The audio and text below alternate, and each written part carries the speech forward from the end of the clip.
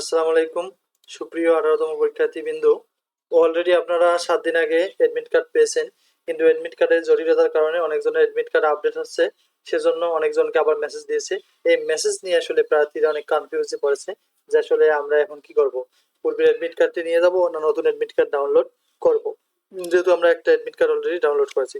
So এই সমস্যা সমাধানে চলেন আমরা ভিডিওটি দেখে নেই। অ্যাডমিট কার্ডের বিভিন্ন সমস্যা দেখা দিচ্ছে 18তম শিক্ষক নিবন্ধন রিটেন পরীক্ষার্থীদের ক্ষেত্রে। 7 দিন আগে 18তম রিটেন পরীক্ষার রিটেন অ্যাডমিট কার্ড প্রকাশ হয়েছে। অলরেডি আপনারা অনেকে অ্যাডমিট কার্ডই ডাউনলোড করেছেন এবং পরীক্ষার জন্য প্রিপারেশন নিয়েছেন, কিন্তু আমরা লক্ষ্য করেছি যে অনেকজনের অ্যাডমিট কার্ডে ভেন্যু কোড নেই। অর্থাৎ আমরা যে 7 দিন আগে যে অ্যাডমিট কার্ডটা ডাউনলোড করেছিলাম সেখানে আমাদের অনেকজনের ভেন্যু কোড ছিল না। এজন্য অনেকজনে পোস্ট করেছিল যে আমার ভেন্যু কোড নেই। আমরা বলেছিলাম যে আবার আপনাদের অ্যাডমিট কার্ড আপডেট হবে। ঠিক তাই, 2-1 দিন থেকে আবার মেসেজ আসতেছে, অর্থাৎ ভেন্যু কোডের জায়গাটি ফাঁকা রয়েছিল, কিন্তু এ নিয়ে অনেকজনের কনফিউজ ছিল। কিন্তু 2 দিন আগ থেকে আবার প্রায় সকলের মেসেজ আসা শুরু করেছে যে অ্যাডমিটের জন্য মেসেজ লেখা আছে যে আপনার ভেন্যু কোড আপডেট করা হয়েছে।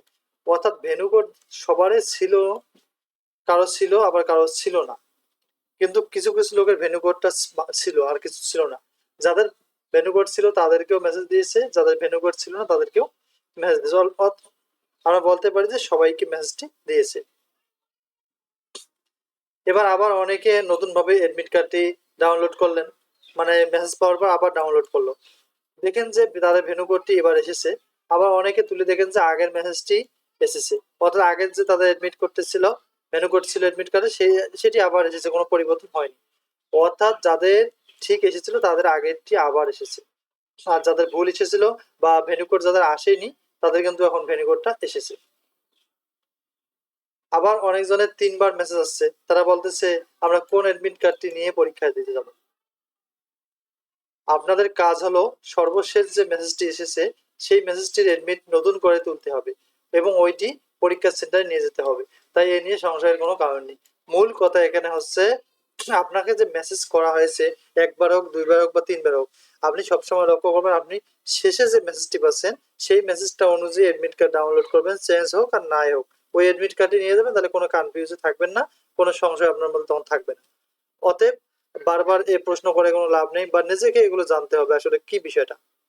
2-1জনের ভেন্যু কোড সমস্যা হয়েছিল জন্য সবাইকে আবার মেসেজ দিয়েছে, হয়তো ভুলে মেসেজটি আবার আরো একবার গেছে, 3বার গেছে, এটা আসলে কোনো চিন্তার বিষয় নেই।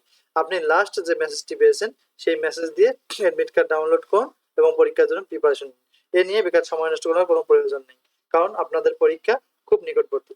So thank you for watching this video. যদি ভালো লাগে প্লিজ সাবস্ক্রাইব করবেন এই ধরনের তথ্য পেতে, এবং যারা সাবস্ক্রাইব করেছেন তাদেরকে অসংখ্য ধন্যবাদ।